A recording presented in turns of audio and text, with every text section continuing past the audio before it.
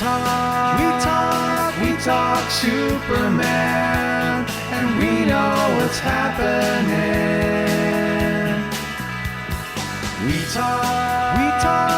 talk Superman, and we cover everything.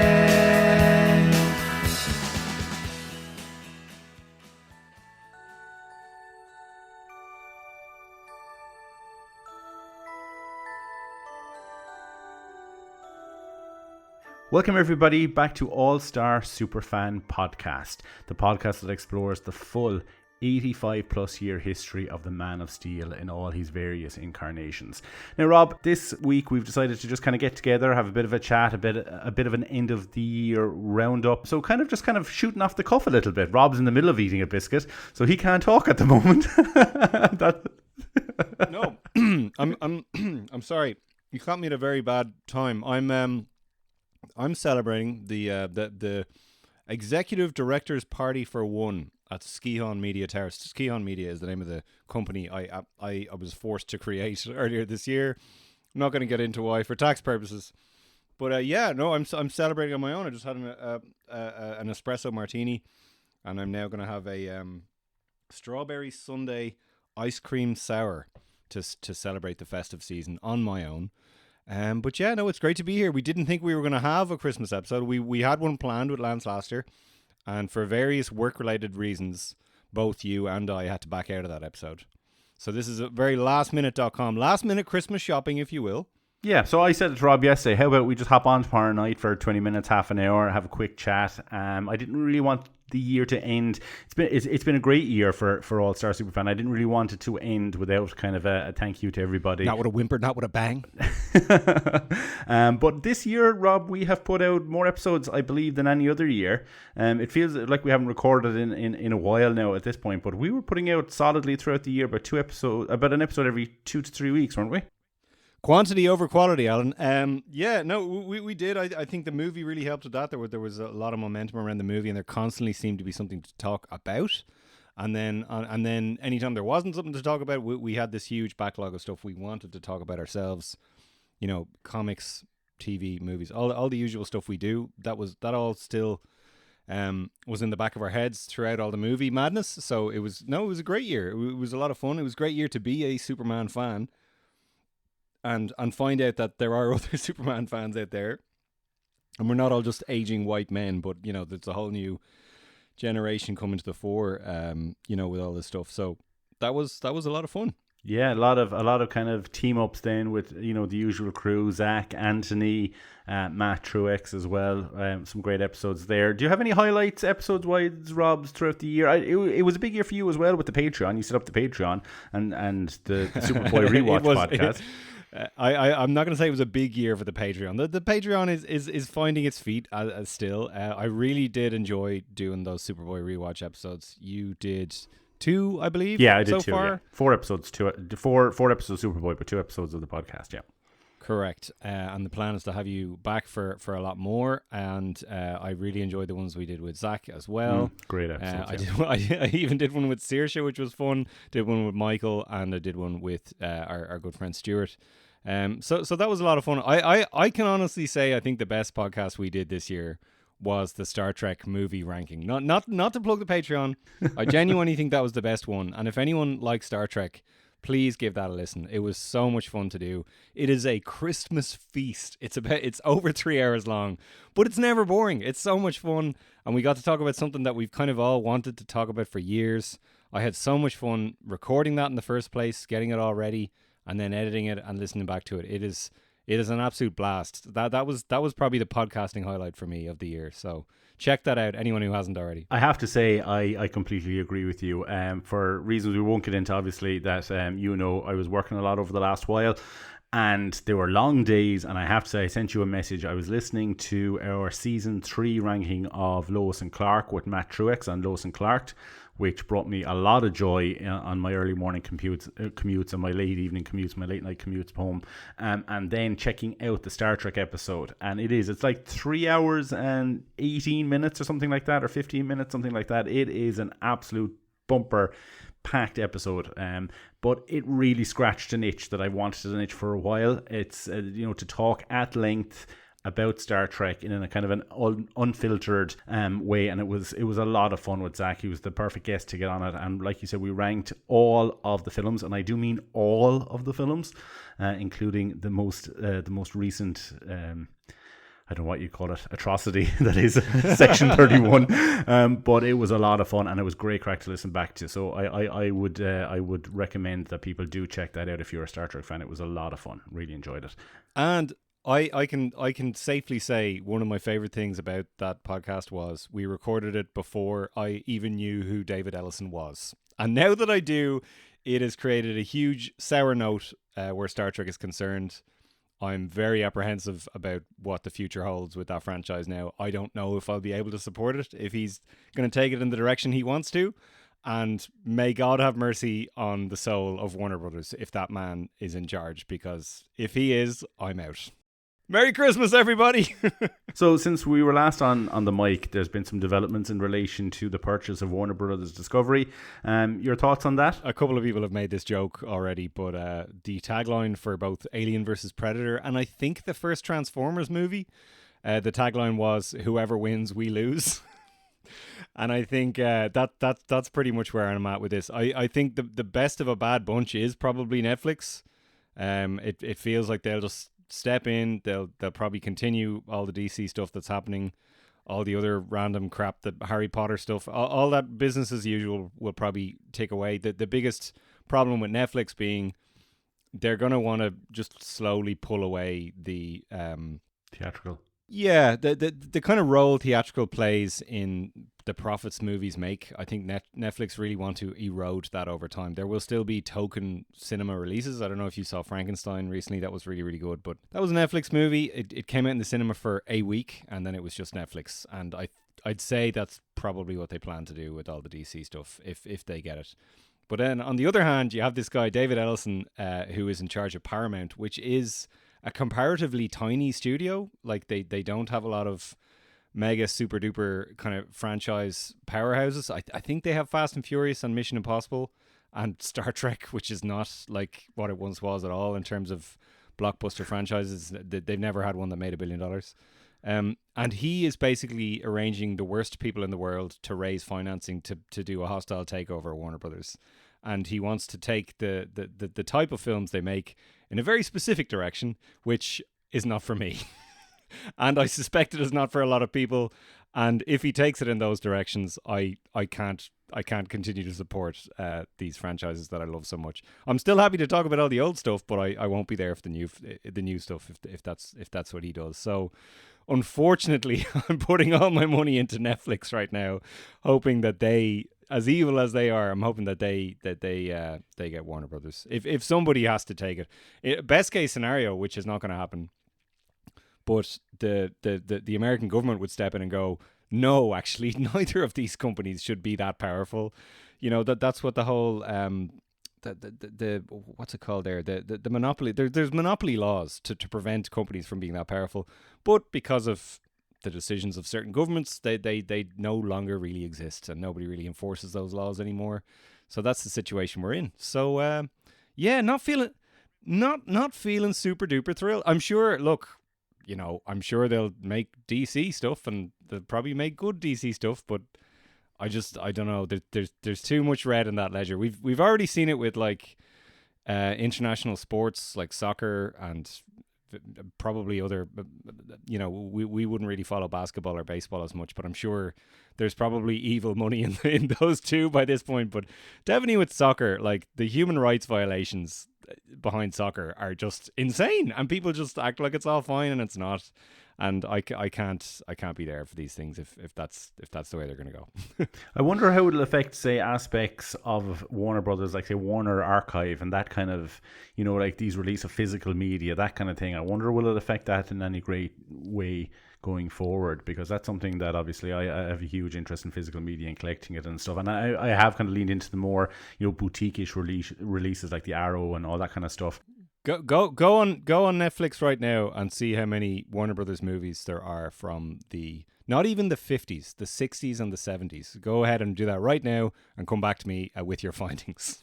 And that will answer your question. Yeah, I am worried. But I was listening to an episode of Inglorious Treksperts the other day, and they had Jonathan Frakes, Gates McFadden, and Brent Spiner on speaking about what it was like working on the Paramount. They were talking about a lot of different things, but they were talking about what it was like working on the Paramount lot back in the late 80s and early 90s, and how magical it was. And it was real kind of old school filmmaking where you knew you were on certain sets or certain stages where things had been filmed, 20, 30, 40, 50, 60, 70 years ago. And there was a real kind of community about it where they would all go to the canteen and eat in their uniforms and see people from other shows and movies. And it really felt almost like an old school 40s 50s era kind of environment, and how they miss that now. And that's kind of with the studios shutting down and not making as much as they did on the studio lots anymore and stuff, with kind of branching out into Vancouver and all these other places, how that's changed. And it kind of made me kind of sad. But again, look, things change, things move on. Maybe it's a case of talking, I don't want to go on too much about Star Trek, but we did have a discussion where maybe the future to Star Trek is not these big $300 million movies. It's these smaller character driven pieces that don't cost the GDP of a small country to make, and don't have to make the GDP of two small countries in order to be successful. So I'm trying to be a little bit optimistic as to what that's not what they're planning right now. Yeah, I know. God. In terms of, say, Superman content stuff, have you been watching anything, reading anything, comic book wise over the last while? Even I'm ashamed to say I have been a little bit disengaged of late. I was really into Mark Waid's the start of Mark Waid's Action Comics run, where he brought back Superboy. I read the first issue of that and loved it, and it is my intention over the Christmas to check out a little bit more of that. And I've been replaying Arkham Knight for probably the 70th time. Again? Yeah, because man, the mods just keep coming, and they did the George Clooney suit and the Chris O'Donnell suit from Batman and Robin, and I've just been playing the game as those, and it's just a pile of fun. It's great. It's probably my favorite game ever made, I'm not gonna lie. But yeah, and I've fully intend to dive back into Mark Waid's run on Action Comics, and I need to finish Joshua Williamson's run on Superman as well. So there's a lot of great Superman stuff out there. I still have to rewatch. I still have to finish watching My Adventures with Superman, and to my great shame, I haven't watched Peacemaker season 2 yet, which everyone has really, really strong opinions about. But a lot of people who I really respect have said that it's brilliant. So I can't wait to watch that. And Lex Luthor shows up in that, so I'm definitely going to check that out. I've been playing over the last couple of days when I've gotten a chance, kind of 20 minutes here, 20 minutes there, just to wind down in the evenings and stuff. I have been playing the new Terminator 2 Dark Fate. 2D Dark Fate, Terminator 2D Dark Fate, which, if anybody doesn't know, is it's kind of like playing a modern Sega Mega Drive game. It's a kind of a 2D side scroller. It's a lot of fun. Now, it's short. I got it on the PSN store for like 30 quid, and it lasts maybe like if you play it through on, say, the medium setting, you'll get like an hour and 15 minutes out of it. But then they have it kind of done in a smart way where if you complete the main story, it unlocks options where you can get alternate endings and stuff if you replay it and things like that. But clearly made by a group of people who absolutely love that era of gaming and love the Terminator franchise, especially those first two films, and it's brought me a lot of joy over the last few days just playing it and having fun with it, and kind of brings me back to one of my favorite games on the Sega Mega Drive back in the day was the True Lies game, the Arnold Schwarzenegger movie True Lies, that the game that came out for that, and it kind of reminds me of that a lot. So that's been a lot of fun. Just on that, the 32, or is it 16-bit or 32-bit? I can never remember. That there's been a whole renaissance of those kinds of games lately. Shredder's Revenge from a couple of years ago, that was so good. Rita's Rewind came out last year, that was pretty good. There's a Michael Myers one. With the Evil Dead one. Yeah, you can play as Michael Myers or Ash from The Evil Dead. That one's a lot of fun. I can't remember what it's called. That one's great. And then there's a new Marvel one, Cosmic Invasion. That looks incredible. For anyone who likes the old X-Men arcade game, it's basically that, but like there's a ton of other Marvel characters in it as well. Spider-Man's there, Nova, like a bunch of the kind of random cosmic guys are in there. Ghost Rider. I can't wait to get that. And I'm really looking forward to 2026 when they are releasing a Masters of the Universe side-scroller game. Yeah. I sent you that. Yeah, I have to say, and especially after playing Terminator 2D Dark Fate, or No Fate, I can't remember the name of it, but after playing that, I'm really looking forward. Like I just didn't have it in my bingo card that they're going to be releasing a Masters of the Universe, and it looks like the old Filmation cartoon side scroller in 2026. I know the Masters of the Universe movie's coming out. I know nothing about that film. I don't know anything about who's in it. I know Jared Leto is Skeletor. That's about the height of it. They just keep, Hollywood just wants to make Jared Leto happen. They just keep giving him stuff. He's obviously got some illicit evidence on some movie executive somewhere, and it's like, unless you keep putting me in these big movies, I'm going to release these papers. Yeah. So I'm just hoping it's going to be better than some of the crap he's released over the last few years. But here's one for you on the subject of Masters of the Universe and crap. There is a trilogy of movies from the 1980s produced by Roger Corman called Deathstalker. Okay. Not a trilogy. There's 4 of them. What am I saying? There's Deathstalker, Deathstalker 2, Duel of the Titans, Deathstalker 3, Way of the Warrior, or something like that, and then Deathstalker 4, Match of the... I can't remember. But they're basically shitty 80s B-movie swords and sorcerer movies. And every time Deathstalker is played by a different guy, except in 4, they bring back the guy from Deathstalker 1. And anyway, they're so bad they're great. They're very camp. There's a lot of kind of tongue-in-cheek humor in them. Very, very entertaining in the right state of mind, okay? Yeah. I found out just recently that they did a reboot of Deathstalker this year. And it came out, and it was a whole thing. And it actually had a bit of a budget to it. And it was all practical effects. And there's barely any CGI in it. And there's like creature effects. And there's blood and guts and gore and swords. And a guy wielding a big sword. And I watched it last night because it was, or not last night, the night before, because it was my birthday. I was like, I really, really want to watch this. They brought back the theme tune from Deathstalker 2, which is just this iconic, muscular 80s swords and sorcery theme tune. It was so badass. And the whole way through watching it, I was going, this is taking a lot of notes from the Masters of the Universe movie. Like, this is 100% taking a lot of inspiration. There's a character in it who's basically Gwildor. There's a battle in it that's very similar to the final battle between He-Man and Skeletor in that movie. They 100% were paying homage to that movie. So absolutely check that movie out, Alan. I will. Deathstalker 2025. I don't think you'd like the old ones, but you will. I've never heard of Deathstalker. Like... I've heard of Beastmaster, but I've never heard of Deathstalker before. Beastmaster was an actual film. Deathstalker was like trash. It's okay. Like straight to video B-movie trash. This is like a love letter to all of that. And in fact, I think they dedicated the movie to Albert Pyun, who is obviously the late great Albert Pyun who directed Captain America 1990 and a bunch of other stuff that I also really like. Nemesis, man, is an awesome movie. Awesome and awful. You can have both. But yeah, Deathstalker 2025, I heartily recommend it. Excellent. No, I'm looking forward to that. I will check that out. Hopefully over the Christmas period, I will check it out. I'm looking for something. I was having a rewatch of the Lethal Weapon films over the last couple of nights when I got home late at night, and I just wanted to chill out. And I'm on the third one, and they're kind of slipping now, and you're into the danger zone and quality wise. If you can picture the difference between Lethal Weapon and Cobra. That's what we're talking here between Beastmaster and Deathstalker. I do like Cobra though, I have to be honest. I like Cobra. Yeah. I'm gonna be watching Invasion USA after we finish on the chat here tonight. So it is a Christmas movie. The only thing I've been reading lately was I finished the Jimmy Olsen, Superman's pal Jimmy Olsen, Who Killed Jimmy Olsen, the Matt Fraction book, which I thoroughly enjoyed. It's very quirky, but I really did enjoy that journey. So we might even talk about that in the new year. I know we were playing with the idea of having a Jimmy Olsen centric episode, which would be a lot of fun, I think.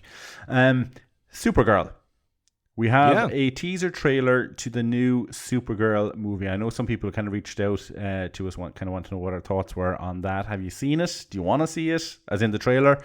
Where are you with Supergirl? I have seen it. I watched it once in a hotel room in Georgia, not the American state, the country. And it was like 2:00 in the morning and I was half asleep. So I suggested to you, why don't we watch it again on the air and see what we think? And let's do it. We can talk throughout. We've never done that before. So let's see if I can share my screen here, and we'll do it real quick.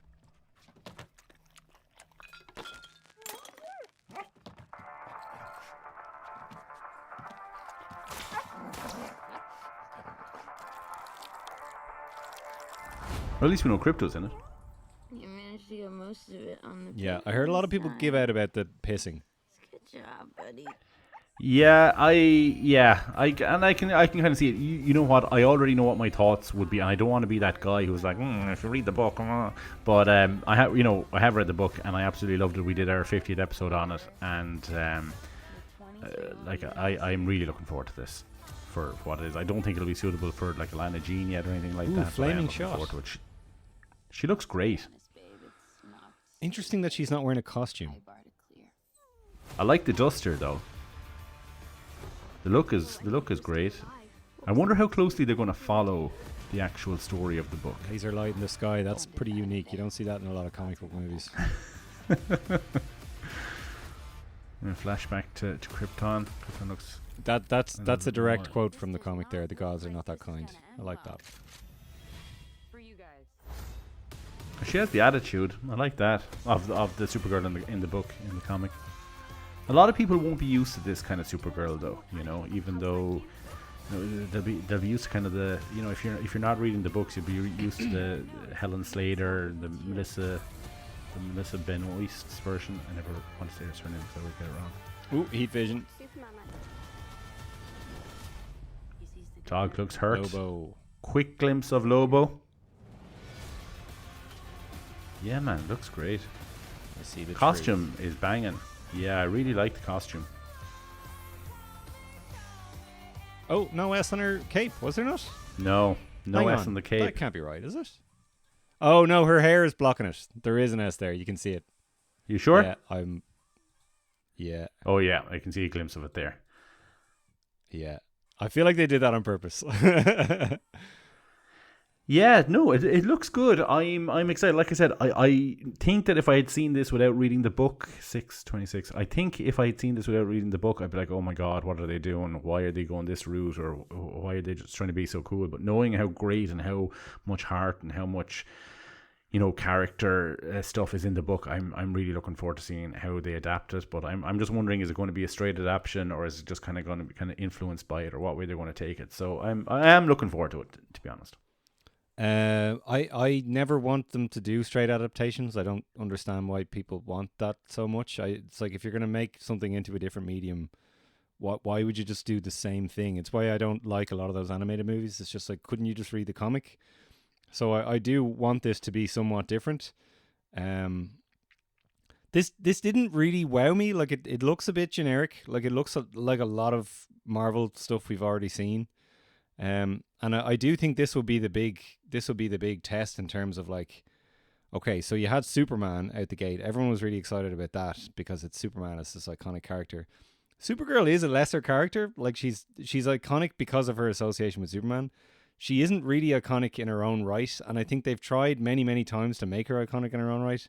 Like, name an iconic Supergirl villain. Like, I can't. It's like they have an uphill battle with this one. And Selena, yeah, or like Nostalgia Luther, I think, is from Supergirl comics. I might be wrong on that. I think I'm not saying it's because she's a girl or anything. Like, Wonder Woman is clearly an iconic character. We can name iconic Wonder Woman. Supergirl is kind of iconic because she's the girl version of Superman, and they've never really managed to make her part of the mainstream conversation beyond that, I think. So I think they have a bit of an uphill battle here. It's like, okay, you had Superman, everyone was really excited for that. Are people going to be excited for this? I hope so.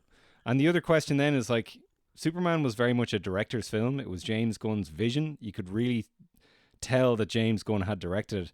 This looks a lot like a film that, is just a director doing James Gunn, and I've been pretty vocal from the start. It's like, that is a tone that you can get wrong very easily. We've seen The Flash, so I don't know. I'm looking forward to it. I'm cautiously optimistic again, but I'm not saying, wow, oh my god, they've blown me away with this, and I can't wait. This looks pretty generic so far. I'm going to be honest. I think they're taking a bit of a risk by putting all their eggs in the Superman basket. Like Superman did well last year. A lot of people really liked it. And the next thing to be a Supergirl movie, I don't know if they maybe should have had something in between those two, to kind of give people a taste of what Green Lantern's like or something else. I don't know if it's too much of... I feel like they should have, in the second movie, everyone wants to see Batman. They should have had Superman fight Batman, and then maybe Doomsday is in that one, and we could do all that stuff. What do you think about that idea? I think that's a solid gold idea. Let's do that. I'm totally on board with them putting all their eggs in Superman's basket. Like, fucking at long last they're doing that. Why not? Like, just give that a go. They've done everything else. I'm so sick of Batman. Like, just do some Superman stuff. I've no problem with that. I just, I think this could. Now, this is only a teaser trailer. I think when they do the big theatrical trailer, maybe that'll pull me in a bit more, and they'll have a bit more meat to it. I truly don't give a rat's ass about Lobo. I've never really liked that character. Even as a kid watching the animated series, was like, I was trying to think there. Is he actually in the book? He's not in the book. No, he's not in the book at all. No, it's like, what is the point of this kind of pastiche parody character? He's chomping a cigar and he drives around. I've never really landed on that planet. And then the whole thing with Jason Momoa, it's like, oh, this is the character he really wants to play. I'm a big advocate of like surprising us with your casting. Like, go for the guy that isn't the most obvious person in that role. Jason Momoa is the most obvious person you could possibly cast as Lobo, and it makes the whole experiment less interesting as a result. So I'm kind of going, okay, sure, show me what you got, movie, but right now, I don't know. I mean, look, it's nice that we get to live in that world again, and I think it'll be a lot of fun. And however faithful it is to the story, I'm excited, because we go back and listen to our episode we did on that. I really liked that story. So yeah, it probably sounds like I'm being negative. It's just I'm not wowed yet, is all it's. Yeah, no, but I think that's fair. I think that's fair. And a lot of the people who kind of reached out to me were like, Jesus, that's not what I was expecting. And I was kind of saying, yeah, but let's have an open mind to this. Let's see where it goes, and I'm looking forward to the trailer. I am looking forward to going to see it. I am a little bit disappointed. I would have liked to have brought Alana Jean to a Supergirl movie. I don't think I'll definitely have to see it first without her, because if it follows the story of Crypto being injured and that kind of being the main kind of driving force of the film, I don't know if Alana Jean will be able to handle that just yet or not. I'll have to kind of check it out myself. Did you not watch Homeward Bound as a kid? I did, but like, yeah, weird. It's okay. It's okay to frighten kids in a safe environment if there's a happy ending. I put on about a week and a half ago. I put on Batman Returns one night. I came home. It was a particularly tough day at work, and Stacey turned to me, being the angel that she is. She's like, "What would you like to do?" And I was like, "I would like to watch Batman Returns." And we stuck it on, and about 45 minutes into it, Stacey turned to me and she said, "There's no fucking way you watch this as a child." She was like, "This is ridiculously dark and violent." And I was like, "No, it's not. It's great. It's fine." And then I was watching it more and more. I was like, oh yeah, it is. It's really, really disturbing when you actually stop and look at it. So maybe I'm... Is it though? Yeah, it is. It is. Like it's all cartoon violence though. I specifically remember when I taped it as a child. I was 5 when I saw Batman Returns. It opened on the scene of Penguin handing Max Schreck Fred's hand. Yeah. And he's shaking him. It's like, but it's all inconsequential, harmless cartoon violence. I can't think of anything in that movie that's actually like harrowing. And when I think of harrowing violence, I think of the scene in Saving Private Ryan where when Eddie from Friends gets stabbed, and he's like, no, wait. That is truly disturbing, harrowing violence. Batman Returns. You're not showing like a 7-year-old. You're not Dynamite. showing a 7-year-old Saving Private Ryan. I mean, but the what scene I'm where saying he is bites. That's what I consider disturbing. What's disturbing? The scene where the penguin bites the nose and it's blood everywhere, or the scene where the parents throw the baby carriage into the river, or that's okay. That's no worse than something you'd see in like The Prince of Egypt. Yeah, no, that's literally the story of Moses. No, I think we're just. It is dark, man. It is dark. Different parenting styles. Speaking of casting, we were talking about Lobo and casting, and how to cast an unknown or cast someone you're not expecting. Lars Eidinger as Brainiac. I don't know the actor. Eidinger. Do you know him from anything? No, me neither. He kind of looks the part. But I'm hoping that that's what you were talking about there. Some casting. For anybody who doesn't know, he's been cast as Brainiac in the next Superman movie. So obviously, look, news: Brainiac is going to be in the next Superman movie. We've never seen him on the big screen. Obviously, he appeared in live action in the Krypton TV series, done quite well. But in terms of an actual Brainiac on the cinema screen, we've never seen that before. So that could be interesting. I'm looking forward to seeing what they do there. It's important to say that we very nearly did see him a bunch of times, and it just never came to be. Like, there's so much beautiful concept art out there for Brainiac in Superman Lives. For anyone who hasn't seen that, please go out and check out the John Schnepp's documentary. Listen to our episode on it. That's one of my favorite episodes that we did. That's fascinating stuff. So for everyone just saying, oh, all they can do is Lex Luthor, they were gonna do Brainiac for like so long, and then they backed out of it. So definitely check that out. I'm really, really excited.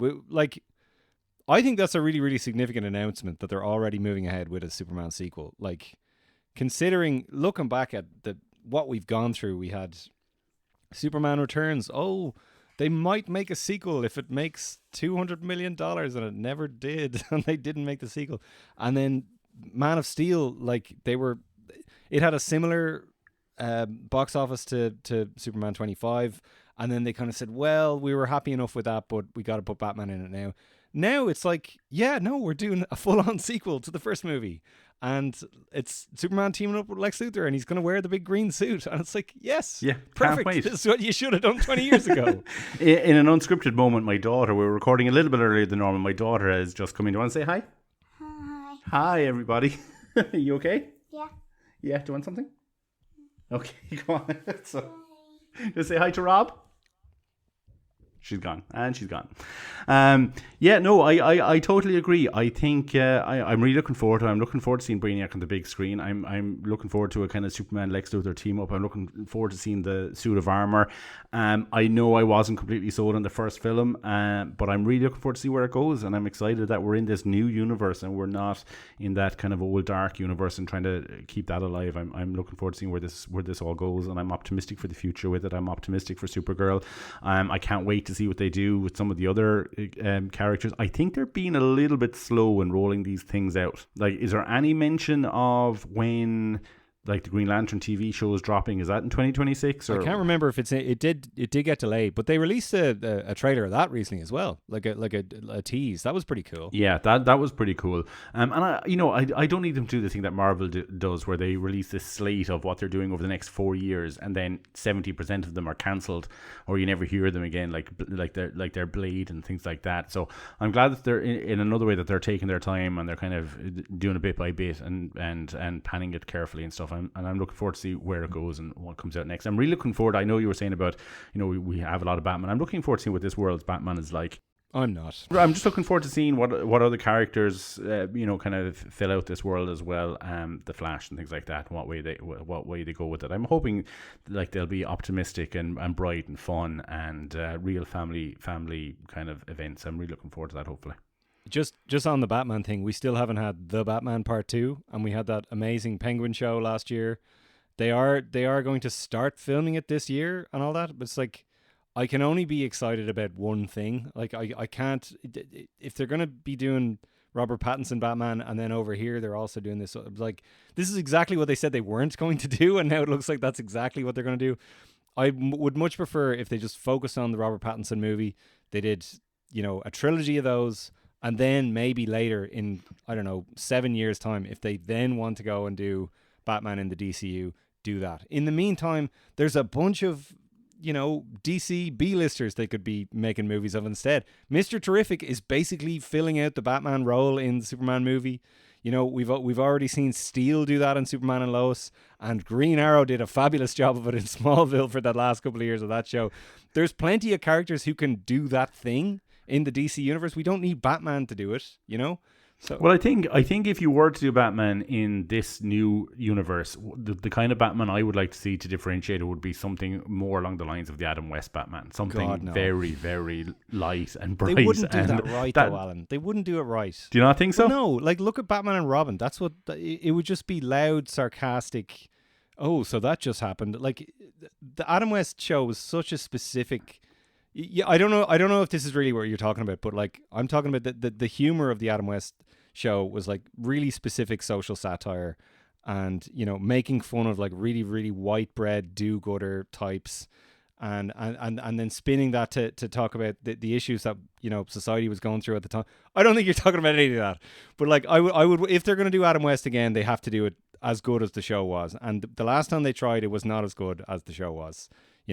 And I feel like if they tried that again, it would be a lot of the kind of Lego Batman. And I like Lego Batman, it's fine, But it would just be that. It would be, oh, so that just happened. Oh, let me have my lobster thermidor. And what do you think about, like, say, like the Brave and the Bold, that kind of version of it? Do you think that would be, like, I know there was talk of that. I haven't heard anything in relation to that in the last while. They're still talking about it. I just think it's too much. I just think there's too much Batman. Like, the Robert Pattinson stuff is fine. Well, my ideal scenario for all of this would be do the Robert Pattinson trilogy, let that rest for another year, and then bring him over to the DCU and say, oh, it's a slightly different Batman to the Batman from that movie, but it's the same actor and it's the same cast. I keep seeing people do these fan casting for, oh, this should be the DCU Commissioner Gordon, and this should be the. I'm just like, God, can we just stay focused on one thing before we move on to? How many times have we seen Commissioner Gordon get recast? Like, can we just stick with one for like 5 minutes, please? No, last thing I was going to say, the Man of Tomorrow. If anyone hasn't read it, the Dan Jurgens run on Action Comics during DC Rebirth sounds quite similar to the new movie. Sounds quite similar to that. So in that story, Lex Luthor became a hero for Metropolis, and he wore kind of like an armored Superman suit that gave him similar powers to Superman. And him and Superman had this kind of begrudging buddy cop relationship where over time they kind of became more and more kind of friendly, and they Superman began to trust him a little bit more. And I would like to see this movie go maybe a little bit in that direction, because those were really, really entertaining stories. Yeah, that sounds good. It's an interesting time to see what's coming over the next couple of years, and how audiences are going to accept like this version of the superhero kind of movie that's coming out. Like I think a lot of people are fatigued with it. Did you check out Fantastic Four? No. Like, I watched Fantastic Four. I'm really disengaged from the whole Marvel thing at the moment. I watched Fantastic Four one evening here with Stacey, and it was just, again, like, yeah, granted it has a 60s aesthetic, but I found it so just generic. Again, I was just so bored watching the whole thing, and there's nothing really that I'm excited for. I am looking forward to Supergirl because I enjoyed the book so much, and I'm hoping that they make it an interesting film. I think it has the potential to be an interesting film and an interesting take. But like, just this, I saw the chatter over the last few days about the new Avengers Doomsday trailer as well, and I just don't care. Like, Steve Rogers is back, yeah, great, okay. They're clearly completely out of ideas. Is he? Yeah, apparently so. Apparently he's back. Fair enough. So like, it's I just don't care. Like that, I thoroughly enjoyed the MCU for that 12-year period where I was, going to the cinema every time one dropped. But like, that story is finished for me now, and I don't care anymore. I'm looking for something different. I am surprised that the Robert Pattinson Batman has taken so long to come out with a sequel. What year did that movie come out? 2021? Now, that actually, I was going to make a point about this, because everyone likes to blame, movies not doing well and this, that, or the other thing, or tastes changing, or a lot of this stuff, the reason it takes so long, and the reason that we don't see it, and the reason that things get cancelled and moved around, it's not that people are idiots. It's that, here we go. Happy Christmas, everyone. Corporations suck. And all of this is just that. It's basically like Warner Brothers has changed hands 3 times since the first Batman movie came out, the first Robert Pattinson one. So in that time we had COVID, and then we had the actor strikes, and then the writer strike, and then the actor strike. I think when Robert Pattinson Batman came out, it was Walter Hamada oversaw Warner Brothers at that stage. He was the guy that took over after the Snyderverse failed, and everyone was shooting shit at him for ages. He was the one who commissioned the Robert Pattinson movie, and that was after Ben Affleck left, and Matt Reeves came on board as director for the Ben Affleck movie originally, and then Ben Affleck left altogether, and Matt Reeves said, well, hang on a second, why don't you just let me do an original Batman movie? That's how the Robert Pattinson movie came about. Walter Hamada was across that. Then Walter Hamada got pushed out of Warner Brothers when Warner Brothers joined with Discovery, and I think that's when David Zaslav stepped in. I might be wrong. It was, yeah. I think that was when he stepped in, yeah. And then he made a bunch of changes, and it slowed everything down, and then James Gunn stepped in, and the DCU kicked off. But then meanwhile you had COVID and everything going on, and then all the strikes. And now finally we're at this situation now where they're going to sell Warner Brothers again. And Batman 2 still hasn't come out. So a lot of it is not to do with films not doing well or people making the wrong decisions. It's just that literally it's musical chairs. Like executives are just being turfed out, and there's a whole new row of them coming in, and they're just getting to grips with what do we even have? What's happening right now? You know, and it's just a mess every time. And we saw Akiva Goldsman. A lot of people, myself among them, have been talking about the Batman Forever Schumacher cut for years. It would be lovely to see a finished cut of Batman Forever the way it was originally intended. That was nearly going to happen, and then they sold Warner Brothers. So what I'm saying is, you know, what could very well happen is that Warner Brothers gets sold again, and a lot of this stuff doesn't happen, and it won't be anyone's fault. It's just that's the way these things go. To be honest, I'm getting to the point now where I'm reluctant to get excited about anything. Look, I'm just like I have my. I said this to you previously. Like I've come to the point where I have my things. You know, I have my Batman movies that I love, and that includes the Robert Pattinson Batman movie. Yeah. I have my Superman movies that I love. I have the TV shows that I go back to time and time again. The cartoons that I like, that I go back to time and time again. If another great Superman movie comes out, brilliant. If the next Superman movie comes out and it's not great or it's delayed or whatever, I'll get on with it. I just have to be like that now. I'm just so jaded with the whole thing, and like there was a time when I knew nothing about corporations or, you know, the executives or who was in charge. I don't know who was in charge of fucking Warner Brothers back in 1995. It didn't matter. And it's just this like devoid of this kind of integrity, artistic integrity, whatever it is now. It's just hard. I find it hard to get excited for stuff. All I would say though, Alan, I hear you, and you're right to kind of just keep it at arm's length. Learning about this stuff and learning how it all works and learning why it goes wrong the way it does go wrong, it actually helps you realize how ridiculous it all is, and how I exactly as you said, when nice things come along, isn't that all the nicer then? That, you know, you didn't expect them to come and they were so pleasant and lovely and they make you feel good. Like I keep pointing to, you know, when people say, oh, you'll never get excited about stuff the way you did when you were a teenager and all that. Godzilla -1, man. Like I was so excited for that, and it actually lived up to the hype. And that only came out like 2 years ago. And the reason it was so good was because a director had a vision for it, and he literally like crafted it. Every single part of it was him, and he like right down to the special effects, which we're so used to hearing special effects just being outsourced to other people and all that. This guy literally made the movie himself, and that's why it's so good. And movies like that are still being made, like to a much lesser extent. I consider James Gunn's Superman movie to be kind of like that. And I'm not even a huge Godzilla guy. I'm not even a huge Godzilla guy like you and Zach, and I thoroughly enjoyed that viewing experience. It was just a solid film. You don't have to have seen anything previous. You don't have to know anything about the world, and just the characterizations and the story. It was just so it was just so enveloping. I thought I really enjoyed every aspect of it. We read some letters. So we have one from Peijon Liu. Hi, Alan and Rob. Hope you're both well. And Alan, I hope that you're enjoying the 3 books that I sent you. Oh yeah, Peijon sent me some Lois and Clark books from Australia. You know, the novels. I think you have them. I think you have a few of them, Rob. Do you? You know, like the. I have Deadly Games, which actually coincidentally I did buy in Australia in 2004. So yeah, and it has a big. BBC logo on it, and it has the New Adventures of Superman logo on it instead of Lois, which I think is really cool. So Pei says, I just finished watching the latest film, Late to the Party I Know, and I thought I would send you some of my thoughts. Like you both, I had reservations about this. While I didn't mind the Man of Steel and I liked Henry Cavill in the role, the more I reflect back on it, the more I felt that the material he had to work with definitely hadn't been the Superman I had known, especially since my Superman of my childhood had been Dean Cain. And definitely I felt that there was no real chemistry between him and Amy Adams. Likewise, I felt the same with Superman Returns and the chemistry between Brandon Routh and Kate Bosworth. And if you guys ever find yourselves in Sydney, Australia, I'll be happy to show you some of the filming locations used in the film, though they have changed quite a bit in the 20-odd years since. In the end, I was definitely pleasantly surprised with the film and I enjoyed it. I definitely felt that they got Lois Lane right and Rachel Brosnahan was thoroughly perfect for the role. David too captured the essence of Superman, and his speech at the end to Lex Luthor reminded me of Batman's quote regarding his humanity. Quote, "It is a remarkable dichotomy. In many ways, Clark is the most human of us all. Then he shoots fire from the skies and it's difficult to not think of him as a god, and how fortunate we all are that it does not occur to him." End quote. The scene with Jonathan was wonderful and again shows the human side of Superman. I enjoyed Nicholas Holt's portrayal of Lex Luthor.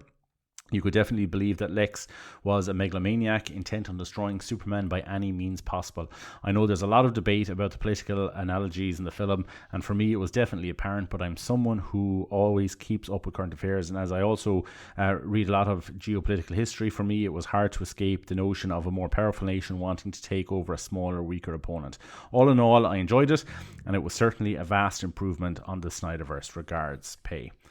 So yeah, there's nothing there. Do you have anything to say to that? There's nothing I disagree with there. Yeah, I thought it was really interesting that she highlighted that quote from Batman. He shoots fire from the skies. It's difficult not to think of him as a god, and how fortunate we are that it does not occur to him. I would say that definitely in the Snyderverse, it does occur to him that, you know, we think of him as a god, and that is like and I think that's a fair thing to say about those movies. Like, it very much is made apparent to Superman throughout, like, all of those films, that people view him as a god, and at times, you know, he has to ponder and reflect upon that. Whereas in this film, he just, like, sort of laughs at that, you know. And in the new film, you could absolutely make the argument that that is a more childish characterization of Superman. Well, guess what? Superman's a character for children. So if you're going to do that, it makes sense, I think. I like that she highlighted Nicholas Holt's portrayal of Lex Luthor. I really, really like Nicholas Hoult in this film. I think the characterization and the way he's written, you know, it leaves room for more stuff to be developed over time, which is a valid criticism. You know, that should be in the film. You know, but I thought he was really, really, really great, and that final scene where he breaks down, I think, like, it is very, very big, but I thought he was great, and I'm someone who really grew up with Nicholas Hoult. We actually just watched About a Boy again the other night. It's one of my favorite films. So to see him, and Saoirse even said it. She was like, I can't believe he's Lex Luthor now. That's so crazy. You know, it's great to have just grown up with this actor. He's 10 days older than me, and now he's playing Lex Luthor in one of my favorite film franchises. I just think that's amazing. Just the topic, the thing about the political analogy, I think James Gunn says a lot of fibs on social media, and I think this is one of them. He made a comment about what this was not about. And I'm not going to highlight it for anyone because we've already lost listeners about this in the past, but I do think it is about that, James Gunn, and I think you know it's about this. Just as like, you know, this is the same man who said The Flash is one of the greatest movies ever made. Yeah. I think he was lying then, and I think he's lying about this as well. I have to do it. We mentioned Lethal Weapon earlier on. I was watching Lethal Weapon 2 the other night. Sherman Howard is in it. I didn't realize that. Oh, of course. Yeah, he's one of the good man. Martin Riggs ends up breaking his neck. But incredible. And it was 1989, so it would have been around the same time that he was cast as Lex Luthor in Superboy. But that just came to mind. We have one. He just he drove down the street. Well, it probably wasn't down the street, but he went from one set to the other, and as he was landing on the Superboy set, someone just plonked a big wig on his head. We have one from Leanne Verstraete. I'm sorry to anybody who's Verstraete. I'm terrible with names, so I'm sorry if I've massacred anybody's name, which I definitely have. Do you want me to read this one, or do you want to take it? It's a bit of a long one. Yeah, I can do this one. Hi, Rob and Alan. Just wanted to send you a review on the movie. I know. I'm really unfashionably late to the party, but there's a reason for that. Although I've been looking forward to this movie forever, I was stupid enough to plan the start of our family holiday on the night of the Superman premiere in the Netherlands. We spent 3 to 5 weeks travelling through the UK, which was lovely, by the way. And you may wonder why I haven't been to see Superman there. Well, besides the often remote locations of our holiday rentals, my kids need Dutch subtitles to understand an English spoken film. I'm a bit like that, Alan. I need Irish subtitles to understand an English spoken film. So I accepted my sad fate and managed to stay spoiler free. Wow, by the way, and away from social media for a month. When we got home last Sunday, my husband had to get back to work the next day, and it turned out our babysitter had just left on holiday. I really wanted to see Superman on an evening time slot in a full theatre, preferably with my husband, who understands my DC obsession. But my patience had long since reached its breaking point. She obviously got her husband in the same place I got my wife. Same store. So instead of doing laundry and organising a mountain of walking gear, fair play to you, Leanne. I took my 3 kids to see Superman last Monday afternoon. The kids, 12-year-old son and 2 daughters, aged 10 and 8, know mommy loves Superman. I've been dying to see this film. I've made them watch the 78 Superman before. I'm sad to report they didn't like it. That's fair enough. I think its pace is too slow for their generation. Superman felt too unrelatable, and my daughters thought Margot Kidder screamed too much. Don't let them watch Batman then, because Kim Basinger will will ruin their lives. You weigh a little bit more than 108. They love the older stuff, Star Wars, Jurassic Park, and the Goonies. I'm sad to say they were really bored by Superman. Show them Superman 3. Show them Superman 3. That's a great idea. Show them Richard Pryor queuing up at the unemployment office. That'll really get the kids going. My girls are obsessed with the Teen Titans cartoons, which Superman is a silly side character who sits around watching television with Batman. But otherwise, they've no knowledge of Superman, so they're probably not the best crowd to take to the cinema on your first viewing of Superman. Now, here we go. The thing is, though, that my kids absolutely loved it. They thought it was fun and exciting. My youngest daughter laughed so hard at Crypto she almost fell out of her seat one time. My son called the music really cool and added a few tracks to his playlist, the highest praise. The kids were on the edge of their seat for all the action and were worried that Superman might not make it in his end fight against Bizarro/clone Superman. I sometimes forget that they don't have a cynical adult mind like me. Of course, James Gunn is not going to kill him off now, and it was nice to see them so invested in the story. I was not just relieved they liked the movie, but it became a really emotional experience when I realised that they started to enjoy the character of Superman in the same way I do. As someone who may be all-powerful, but whose greatest strength is his kindness, they loved it when he saved the squirrel, the baby, and Crypto. My 10-year-old daughter said to me on the way home, I get it now. Superman isn't boring. You like Superman because he's a really nice guy who likes to help everyone. And my son commented that Lex Luthor is not just evil for wanting to kill Superman, but also because it's just really not okay to throw a mug of pencils at your girlfriend. Fantastic. I can't tell you how fantastic and strangely moving it was to not only finally see this movie, but also to watch it with my kids and see them fall in love with these characters the same way I did 30 years ago. As for me, you might understand my review is slightly rose-coloured from my watching experience. Yes, there are some issues with the plot, but in general, I really, really loved it. It gets a 9 out of 10 from me. It was so colourful, hopeful, and fun, and Superman finally got a proper comic book movie treatment. She goes on, she talks about her biggest issue with the movie.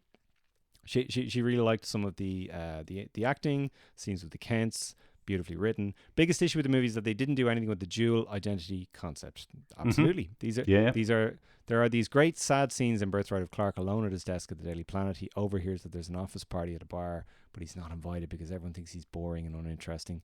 You see him struggle to remain an outsider and keep up his facade as a loner. I'd hoped that something like this, the burden that being Superman places on his daily life as Clark, would have been included. But again, maybe that's just my wish for a more 90s Lois and Clark approach. Amen. So sorry for rambling on this incredibly long email. We love incredibly long emails, Leanne. Yeah, keep them coming. My husband wants to stay spoiler-free until we can see Superman together. Oh, hats off to him if he's managed this long. So thanks for offering me an outlet. I'm curious to find out how you review this movie. As ever, thanks for the hard work on the podcast. Thank you, Leon. That was lovely. And my God, that point she made about the kids, on the ride home saying, I get it now, Superman is not boring. I've had that conversation with like 3 or 4 people that I've been talking to my whole life about Superman, and they can never quite get it. Why do you like this guy who is that good and he's also that powerful? Surely that does not make for an interesting character. And they've all said it. They've all said it about this movie. Oh, yes, that makes sense to me now. And I found that even with the Supergirl trailer now, with Crypto pissing on Superman's face on the newspaper, that annoyed a bunch of people. I'm like, no, but that's the whole vibe of these movies, is that Superman is constantly having to defend himself, which you would have to do if you were that person. I really like that aspect of it. The thing that really kind of annoys me, I love the Christopher Reeve movies. They'll always be my Christopher Reeve movies. But people who hold on to them so tightly that they can't kind of open up a little bit to other versions and what this generation needs. I could absolutely see. I love Superman the movie. I love it. We saw it in the cinema 3 years ago with Paul Rogers. I love the film. I've seen it numerous times since. I'll watch it until the day I die. But my daughter as well would be bored watching it. We need to realize that film was made at a time when there was no other Superman movies. That was the height of it. Now we have a generation who have, iPads and tablets and have watched the MCU movies and have constant entertainment beaming at them. And I'm not saying that we should, lower the standard of film making to kind of adhere to the attention deficit kind of generation. I'm not saying that at all. But you need to entertain this generation, and you need to show them something that they will be interested in. We have our version from the 70s and the 80s and the 90s. like that movie's almost 50 years old. We have to move on from it a little bit and realize that kids today need something new, and they need something that will explain to them in its own way why this character is so fundamentally loved and what he brings, why people have cherished him and loved him for 85 plus years. And I'm all for that. Two things I'll say there. One thing I don't think you're wrong saying that, you know, it was a movie that was of its time. I think you're absolutely right. Superman the movie is a movie of its time. Like one of the best action movies of the 70s is The French Connection. Like it's just so many worlds away from like Fast and Furious and that kind of stuff. You look at movies that the pacing they had back then, that's the kind of pacing that Superman the movie has, and there's nothing wrong with that. Star Wars changed the world in terms of how movies were made and in terms of how stories were told. That movie changed everything, and Superman was part of that in terms of special effects. Wasn't really part of that in terms of storytelling. I think Star Wars changed everything in terms of how blockbusters would be made forevermore. And you know, there's nothing wrong looking at a movie that didn't change everything and was just of that era, and appreciating it for that. I think that's very, very important. I also just think that fundamentally Superman is a character for children. He was designed for children, absolutely. to teach children that you know, right and wrong and morals and how they stand up. So was Batman. Spider-Man is a character for teenagers. James Bond is a character for adults. These things have their key audiences that they're trying to hit, and I think when you move too far away from that, you run the risk of kind of losing sight of what the character stands for a little bit, you know? And I guarantee you there was people who grew up with George Reeves or Kirk Allen or whatever else in 1978 going, this is not for me. This is not the Superman that I grew up with. Of course there was. You can find those guys. They're still out there. And the George Reeves Facebook groups and all that. They'll say, oh, George Reeves is the only Superman. That nothing ever since George Reeves, they've never done it right ever again. You know, you're going, okay, I really like George Reeves. I don't think that though. Our good friend Paul Martin sent us a message going, not one for voice notes, lads, a bit too newfangled for me. Okay, Paul, but wanted to drop you a line to say thanks for another belting year of podcasts and online yabberings. That inside group is a cracking little corner of Facebook where everyone is there for the love, and as I've said before, the podcasts are a total godsend for dull commutes, for keeping me entertained. Have a belter. Same lovely. For everyone listening too. Lovely little message from Paul there. Yeah, guys, the Inside All-Star Superfan Facebook group, lovely little community there, maybe 100 plus people, just chatting about Superman, different films and comics, and you know, it's just a lovely little corner of the internet. I'm really proud of the community we've built up there. It's a really nice place to go. You're more than welcome to join it there. We don't have any strict guidelines or anything for joining. You can just send us an invite. We'll accept you in. We have a voice note from Mark Witherspoon. Hi guys, Mark Witherspoon here. Just some end of year thoughts for hopefully your last podcast of the year. I absolutely love this summer of Superman. For me, it all started with a trailer this time last year, and the excitement just kept building. By July the 11th, a day long to be remembered, I was ridiculously hyped. I know the film didn't land for everyone, but I adored it. Seeing a much more optimistic, Silver Age inspired Superman on the big screen, backed by such a strong supporting cast, was exactly what I'd hoped for. I ended up seeing it 4 times at the cinema, something I'd only ever done for Star Trek 4 and Skyfall. So yeah, it proves how much I loved it, and yeah, I've seen it a couple of times since then at home as well. When I look back on the year, I think it's all the surrounding excitement that will make me nostalgic. Leaving London Bridge Station to see a Superman themed bus, then looking up to see him perched on top of the Shard. All the merch, the figures, even the giant crypto outside HMV, it was everywhere, and it had that magical Batman 89 feeling again. And it was great to share the whole experience with you guys. I really appreciate the build-up you created, the listener reactions you featured. It felt like a fun, safe place to share our thoughts and enthusiasm. Also loved the Superboy episode you did and the retrospective All-Star Superman reviews. Next year, I'd really enjoy hearing your take on the extended cut of the 1984 Supergirl film. Maybe even look back at the comic adaptations for that and Superman 4. And yes, I'd still love to do an in-person trip to Milton Keynes if you're still up for it. Anyway, I'm off to watch Perry White fly a sleigh with a little help from our favourite friend. Thanks for everything you do, and wishing you a very Merry Christmas and truly super 2026. Excellent, thank you, Mark. That was great. Yeah, it must have been amazing to be in, like, you were in Dublin. Obviously, you saw a lot of the buses and stuff. I didn't see a lot of that, but it must be amazing to live in a major city like London, to have seen Superman on top of the Shard and all that kind of stuff. That must have been class. But yeah, definite tones of the 1989 Batmania. I'm too young to remember that myself. I don't know how much of it there was in Ireland. Probably more so in Dublin again than there was down where I was. Man, if you look it up, I've posted it on our socials before. There was a Batman shop, literally just a Batman shop that opened up on Dawson Street for the movie in Dublin. And there's an archive clip of it online. You can find it easily enough. Like, that's how big Batmania was. And there was a bit of that. Like, me and Saoirse went to see the Superman mural on Drury Street. There was a photo of me, and they did those in all the major cities around Europe. I'm trying to think. I don't think they did any major stunts. I thought the thing on top of the Shard was incredible. They made the Empire State Building the red and blue colors, and I think they put the S somewhere on that. And I specifically remember, I think it was the trailer episode we recorded. You made a comment saying, "Yeah, do you know? I don't think there's enough hype around this. I don't think they're doing enough to market it." And I remember thinking at the time, "Geez, I better take that out," because within a week, Alan will have been proven wrong, and I was right. A week later, it was the Shard was up, and the Empire State Building thing had happened, and all this stuff was happening around the world, and our episode dropped right as that stuff was happening. So I was glad I took out that line. Sorry. No, you're fine. Supergirl extended cut and Supergirl the comic book. I actually own the comic book, believe it or not. I have it in my collection here. I wondered, Mark, check out we did a very early retrospective of the 1984 movie with Martin Lake and all right, but I don't think I've ever seen the extended version. There's loads of different versions floating around out there, and I think even when we did that episode, I watched a shorter version than you were watching.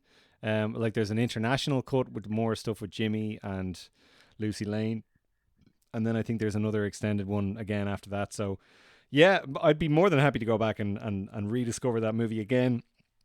Shout out to the novelization. I read like a chapter of that, and I was going, whoa, this is another one in the kind of Superman 3 pantheon of novelizations, where this author put a lot of work into this novelization for what is not a very good film, you know. So I'd love to explore that. I'd love to talk about the comic book adaptation.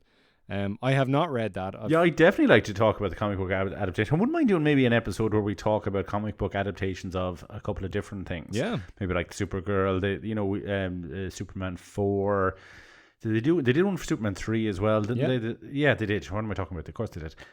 Is that when it comes to the original? They didn't do one for 2. They didn't do one for the Superman the movie. They kind of didn't really start doing them at all until the 80s, and then the DC and Marvel did loads of them in the 80s. There's one for Santa Claus the movie. There's one for like for Your Eyes Only, at least. I don't know what other James Bond movies they did that year or that decade, but they did loads of movie and not even stuff that Warner Brothers owned. It was like other stuff.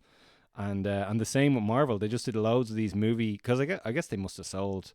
So yeah, no, I'd love to look at those. I mean, I don't know how much there is to say about them really, but like it'd be interesting just to kind of touch on them for sure.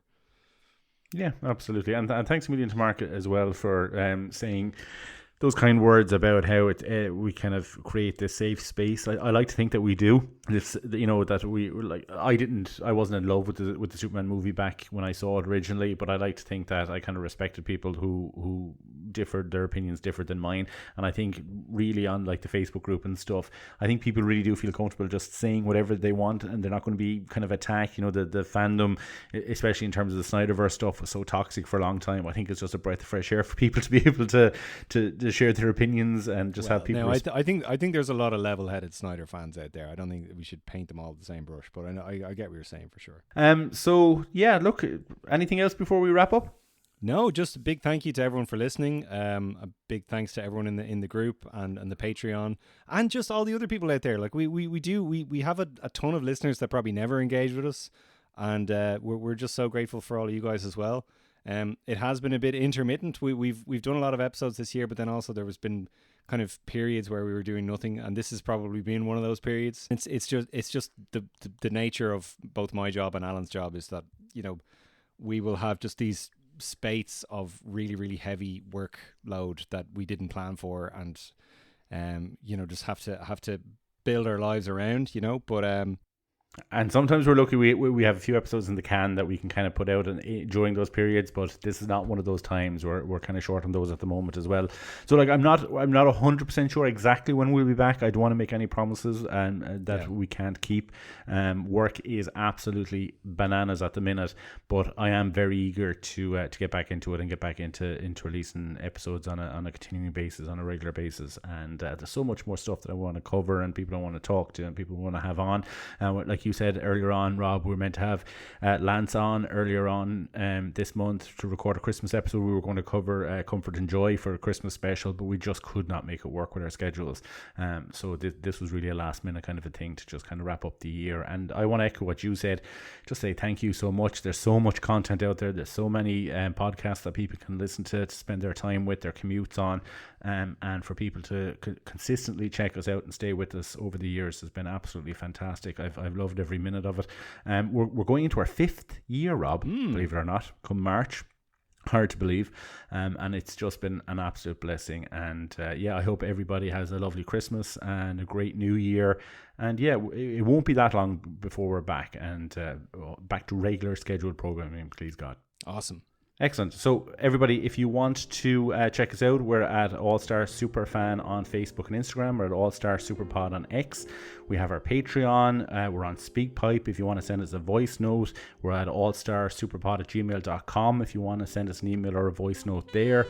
We're on the Inside All Star Superfan Facebook group, which like I said earlier on, I highly recommend.